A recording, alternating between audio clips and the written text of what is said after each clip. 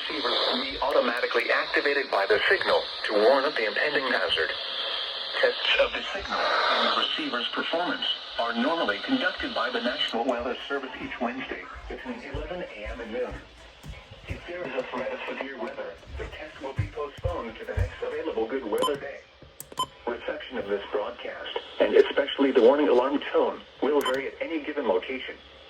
This variability, normally more noticeable at greater distances from the transmitter, can occur even though you are using a good quality receiver in good working order. This concludes the weekly test of the NOAA Weather Radio All Hazards Warning Alarm device.